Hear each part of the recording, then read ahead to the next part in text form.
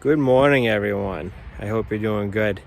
Everyone's doing real good with their work, and I hope you're enjoying these videos. So last week in modern carpentry, we went over floor framing. So today we're going to start with framing our floor.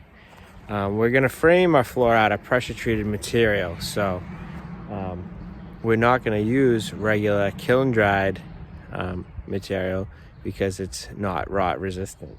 Pressure treated is used for outside projects such as decks, or in this case our shed floor, where it's going to come in contact with the ground and moisture is going to be around, so it's going to prevent it from rotting out. We're going to lay our floor out 16 inches on center, and then we're going to assemble it and square it up, and then we'll install our subfloor.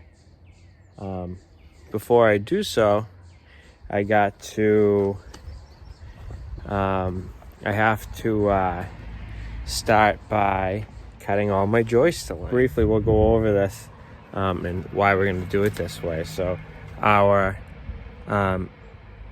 shed addition is going to be 8 feet by 10 feet. So it's going to be 8 feet wide, 10 feet in length. And we're going to make it so our joists go across in the 8-foot direction. We're going to do this instead of making them 10 feet long, so there's less flex to the joist, so shorter span. And we already came out. I just put some patio blocks on the ground and then some cinder blocks on top of that, just to make a base for our shed.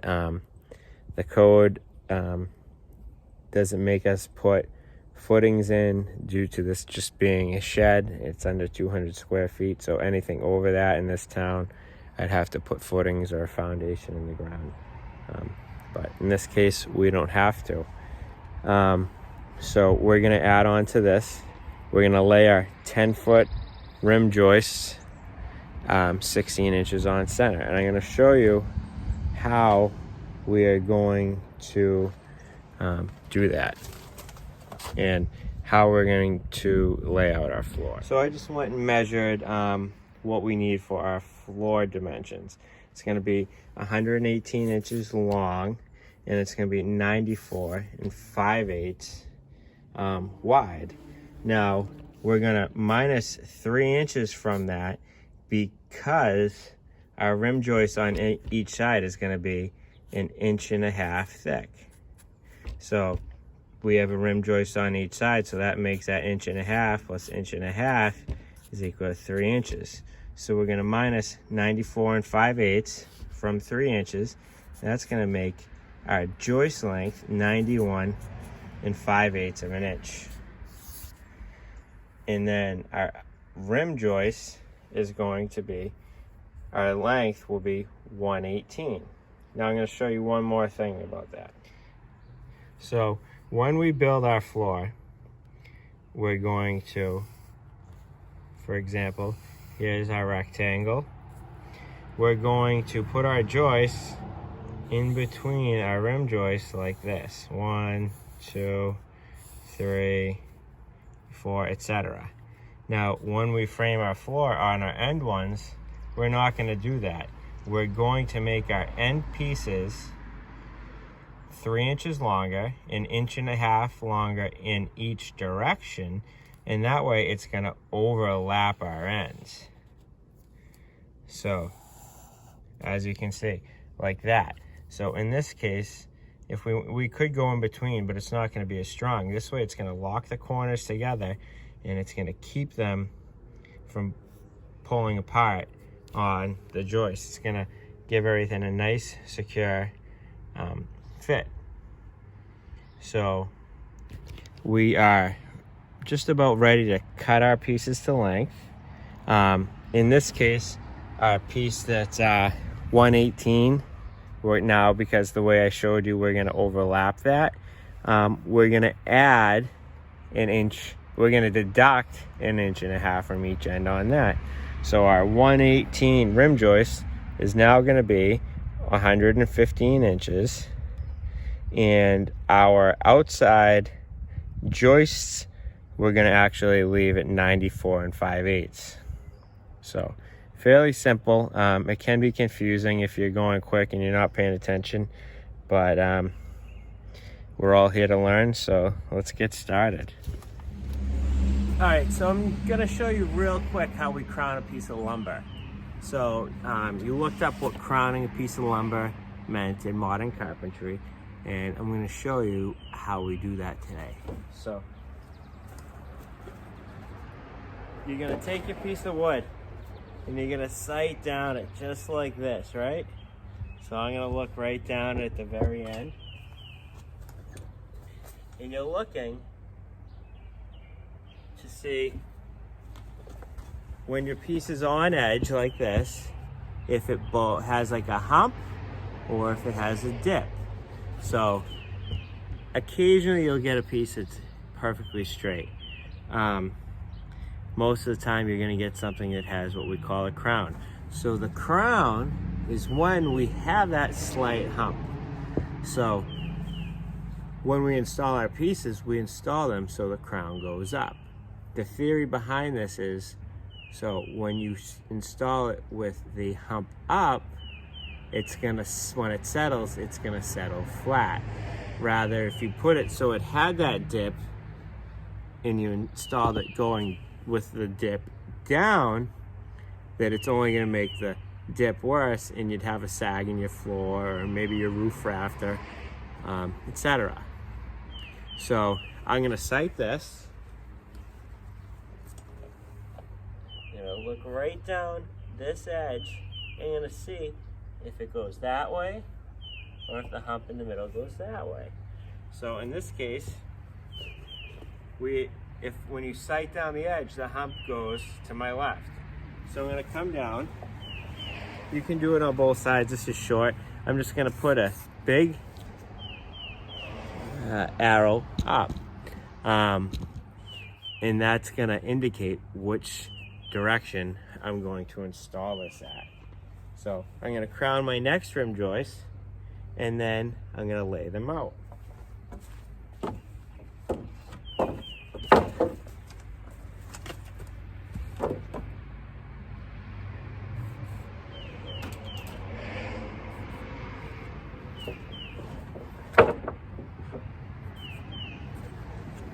So I have them both my rim joists pointing in the same direction. So now remember, what we do when we lay this out. We're going to start our first number at 15 1/4. This is gonna make it so we are, our first stud ends up being 16 inches on center. So I'm gonna put an X right there. I actually took into account that we're adding our outside rim, overlapping the ends of our rim joists. So our end joist is going to overlap the ends of our rim joists to lock everything in nice and tight. So I'm going to hold that 1.5 inches, again taking into account for our end joist, and then I'm going to mark that at 15 1/4. And I'm gonna put my X to the right, the side where 16 inches on center is gonna land. Then I'm gonna mark it at 31 1/4. There. Let's go for a field trip. So hopefully this will help you out a little. Let's see if you can see that. So where was I? Now, I can take my tape measure and hold it on my first mark and then just mark 16 X to the right. So now I'm gonna mark 32 X to the right, 48 X to the right, 64 X to the right, 80 X to the right, 96 X to the right. So again, we could have deducted 3/4 from each one, Sorry, I can't really see you because the sun's behind you. Or I can just deduct it from the first one and then hold my tape measure on that first mark and then mark out my 16-inch on center mark. So now I'm gonna take my framing square in a minute and I'm going to put my lines on both sides. However, first, sorry about that, I had to run to the trailer to grab something. So we can, to mark out our second rim joist, we're just gonna take a 12-inch speed square and carry the line right over. And we're gonna mark the X on the same side of the line.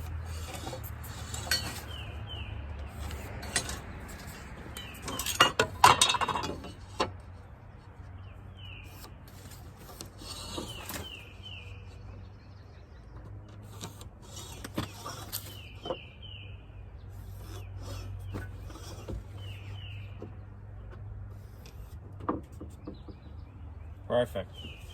So now I can take my framing square, hold that on my line, and that's going to give my other side. You don't always have to do this. Where you guys are just starting out, it might make it a little easier for you. But we're just going to mark the opposite side of our framing square when we hold our left side on the line, and that's going to give us the other side of our stud. This piece, remember, is perfectly 1.5 inches, which is the same as our stud.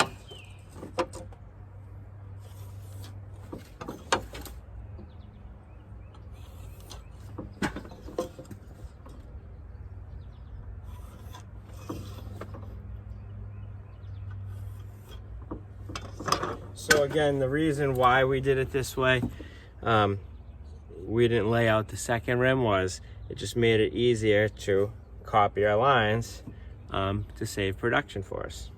All right, so I'm gonna cut my 2 outside joists at 94 5/8. Then I'm gonna cut 1, 2, 3, 4, 5, 6, 7 joists at 91 5/8. I'll see you in a second.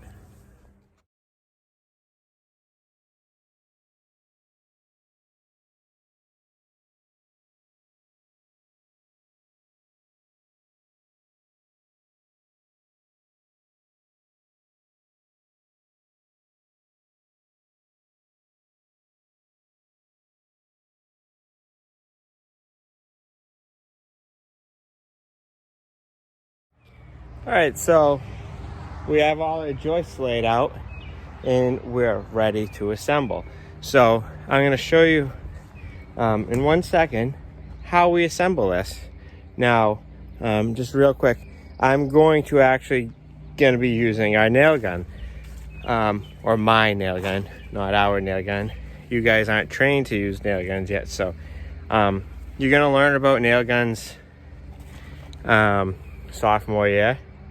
And you'll use them junior and senior year at the house project. So we're not really going to get into that today because you're going to go over that next year.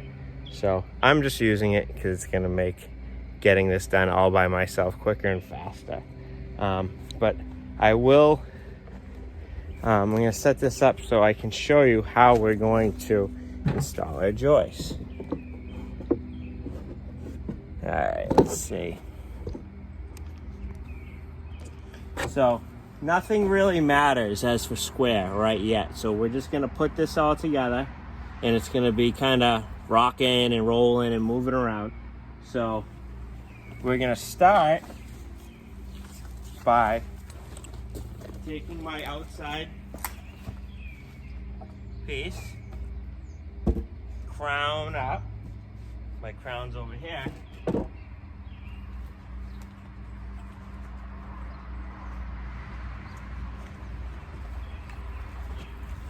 And I'm gonna nail this.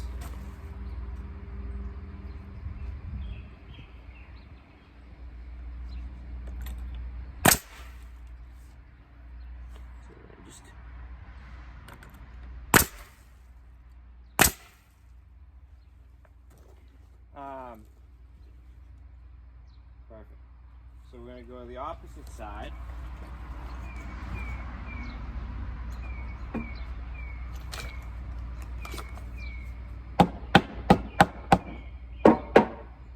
Same thing.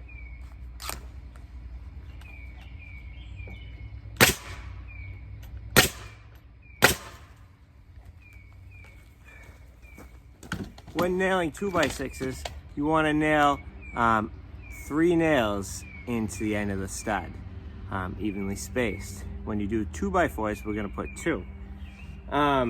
Now, real quick, while we're talking about nails, anytime, in this case, like we're doing pressure treated material, you want to install only galvanized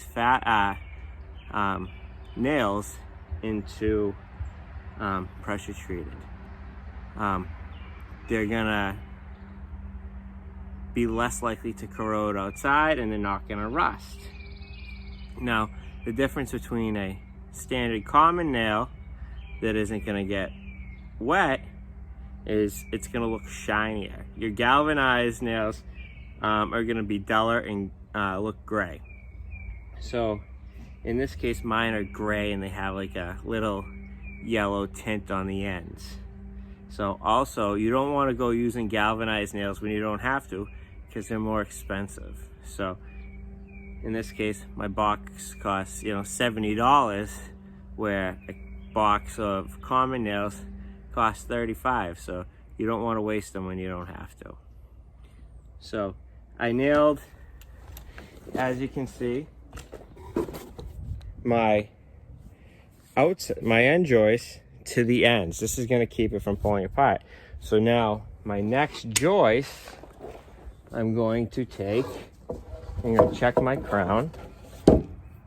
Excuse me. Look, my crown is on the other side, facing up. Perfect. And I'm going to put that right on my line. So you want to make sure your joist lands on that X with each line on either side.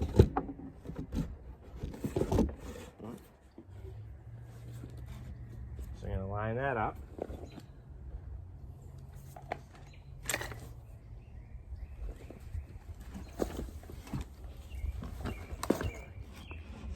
Roughly.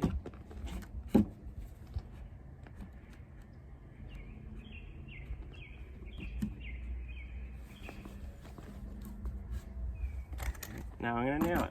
1, 2, 3. So you can see 1, 2, 3 galvanized nails into the end of our joist. And right there, you can see black line on either side. So let me put one more in.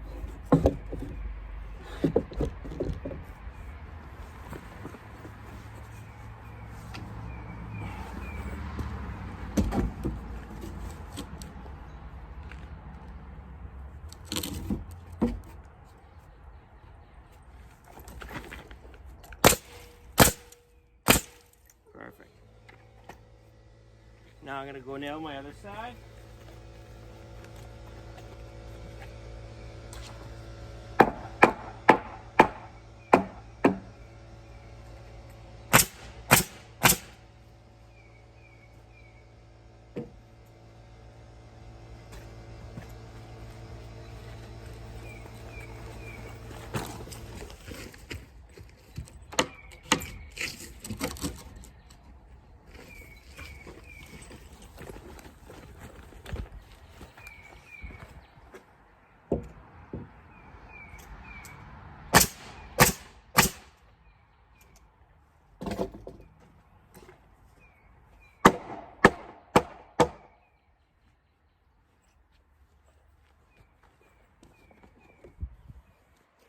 All right, so we talked about how, well, let's see if we can get right in here. We talked about how our end joist is 1.5 inches longer. You can see, because that's going to pull, it's going to keep our rim joist from pulling apart on our common joist in the field. So as you can see, it just kind of interlocks everything nice and tight together. So I'm gonna go ahead and assemble this, and then I'll show you how we're gonna square it.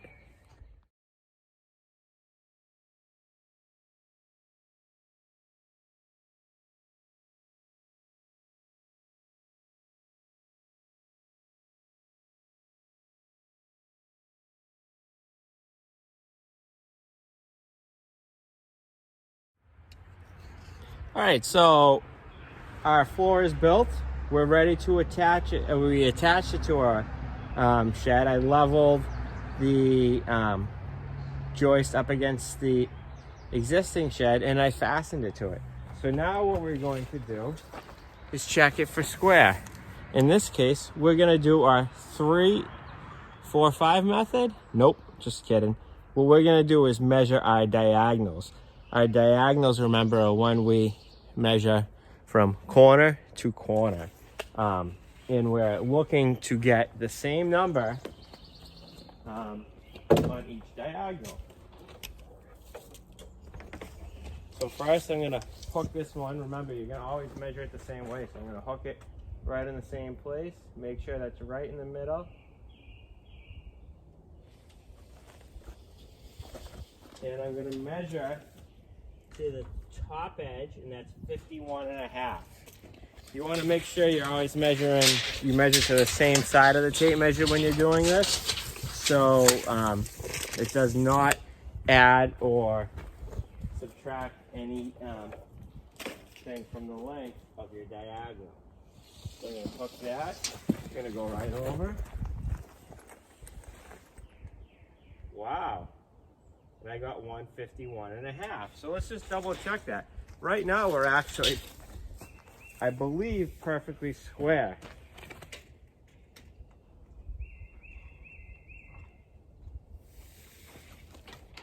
Oh no, 151 I got, sorry. 151. So we're a 1/2 inch out of square. So I need to adjust it. So my magic number is probably going to be 151.25. So it's 151 this way. So to make this measurement grow, I'm going to give this slight tap that way. Perfect.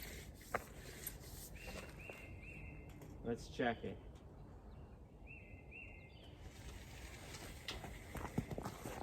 So we got 151.25.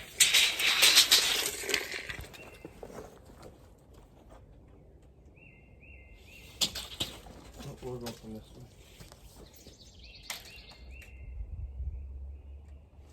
one. And 151.25. So it's now perfectly square. So now we're ready to install our plywood. So what we're going to do for that is a standard plywood sheet, remember, is 96 by 48. So I'm going to snap a line at 48 inches on one end. I'm going to mark a line at 48 inches on this end, and I'm going to mark it on that end, and then we're going to snap it. We're going to use that line to ensure that our floor sheathing goes down nice and straight and square. This is going to keep our floor from moving. We're going to mark. You know what? I'm actually going to do 48.25 because that's going to give us a little leeway for when we snap our line. I'm going to circle that line.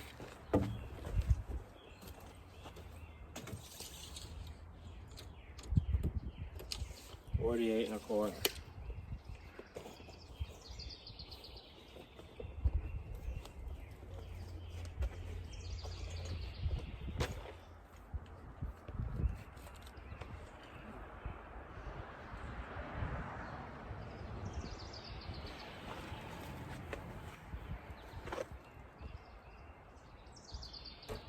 Perfect. Nice sharp blue line.